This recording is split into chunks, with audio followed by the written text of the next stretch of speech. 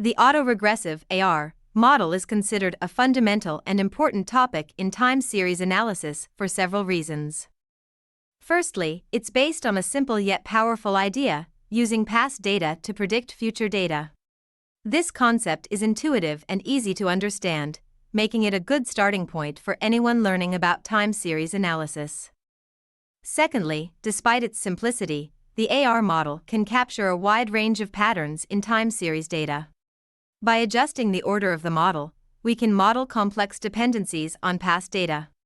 This flexibility makes it a versatile tool for many different types of time series data. Thirdly, the AR model serves as the foundation for more complex models. For example, the ARIMA, autoregressive integrated moving average model, a popular model for non-stationary time series data, extends the AR model by including differencing and moving average terms. Understanding the AR model is crucial for understanding these more advanced models. Lastly, the AR model has strong theoretical underpinnings. It's closely related to the concept of stationarity, a key assumption in many time series models. Understanding the AR model helps in understanding the concept of stationarity and its importance in time series analysis.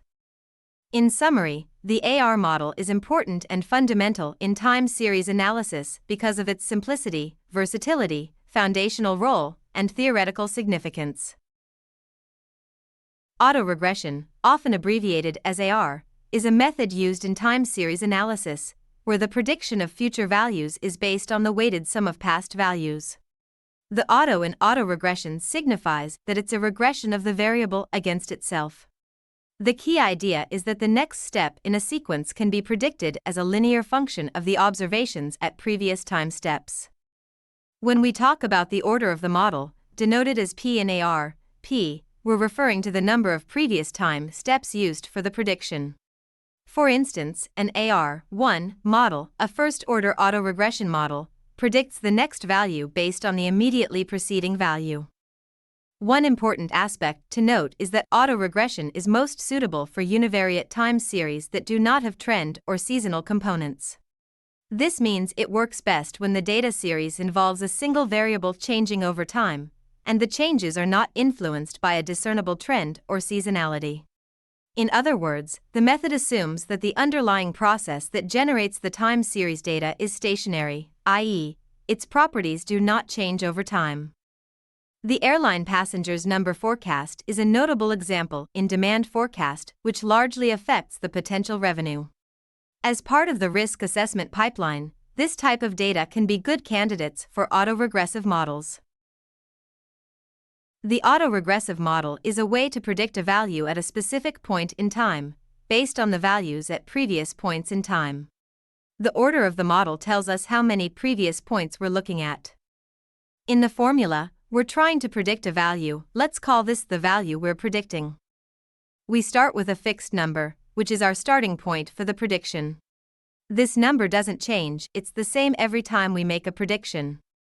Then, we look at the previous values in the series.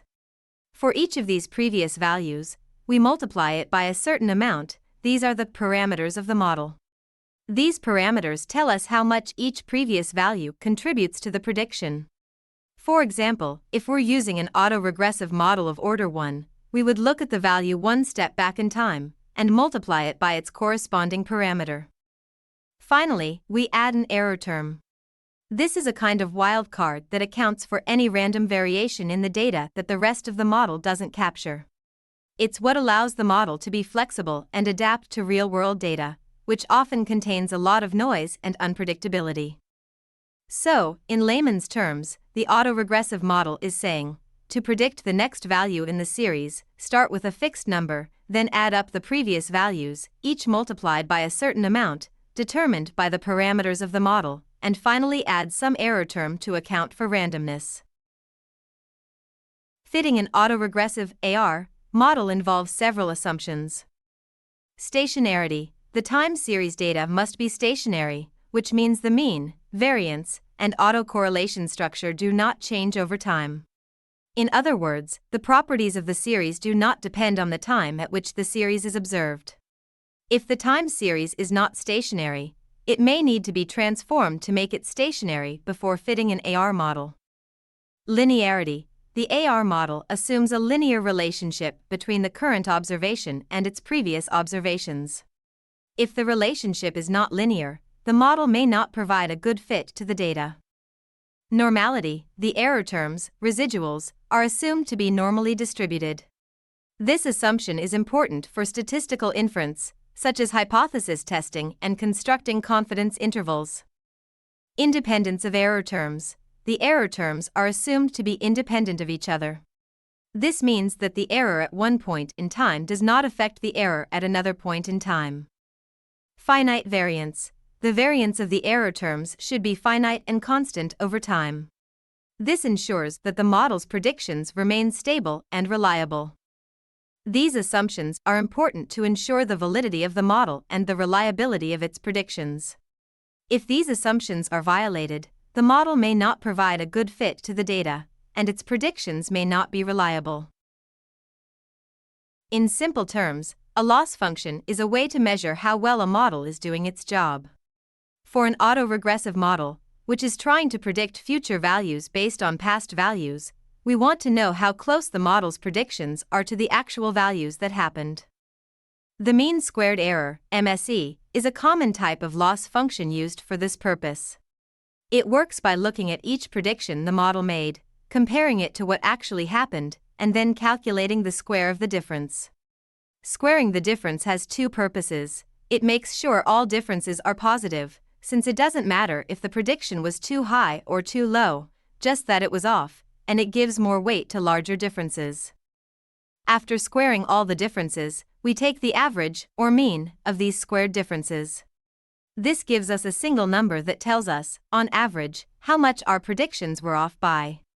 The lower this number, the better our model is doing. So, when we're training our model, what we're really doing is adjusting the model's settings to try and get this number as low as possible.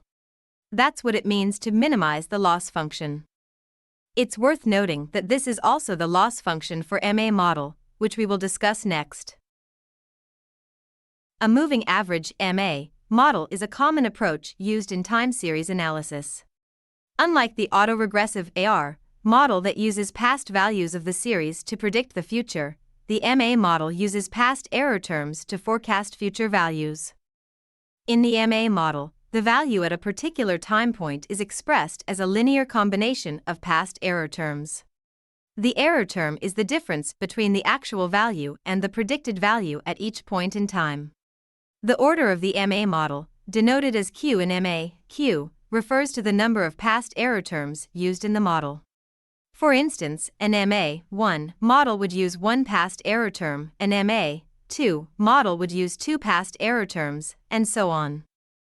The MA model is particularly useful when there is a sudden unexpected change in the series, such as a sudden drop or rise, that cannot be captured by the AR model. It's important to note that the MA model assumes that the time series is stationary, meaning its properties do not change over time. In practice, the MA model is often combined with the AR model to form the ARMA, autoregressive moving average model, which can capture a wider range of time series patterns.